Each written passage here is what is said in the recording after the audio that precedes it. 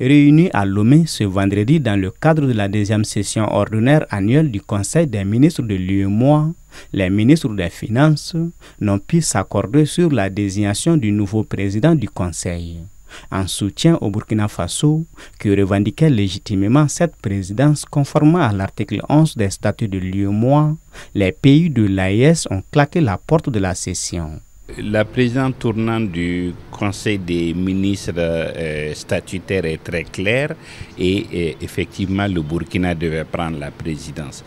Puisque si vous voyez du fait que le Burkina dispose du siège, ils n'ont jamais la présidence des chefs d'État, mais au niveau des ministres, cela arrive souvent.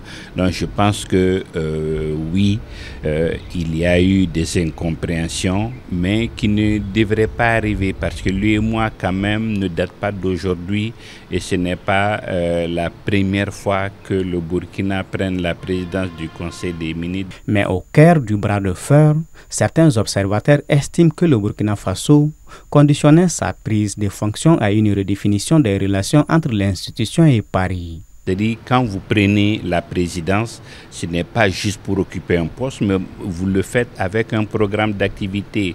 Si vous voyez la CEDEAO, toute l'évolution, tout ce que la CEDEAO a connu comme espace unique, comme passeport unique, c'est quand le Mali a pris la présidence.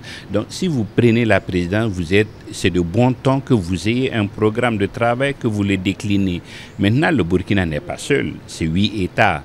Le Burkina, il faut toujours le consensus pour prendre les décisions. Maintenant, qu'on laisse le Burkina convaincre les autres de cette nécessité-là. Même si aucun des 3 pays n'a encore annoncé son départ de l'organisation, leur posture de retrait progressiste et de rupture avec certaines pratiques pourrait susciter la peur d'un effondrement silencieux du consensus régional. L'UEMOA est quand même un espace assez intégré et il faudrait certainement une redéfinition des missions, des positions, mais à court terme, ça fait peur si on devrait quitter l'UEMOA de cette façon parce que c'est un long processus pour quitter l'UEMOA.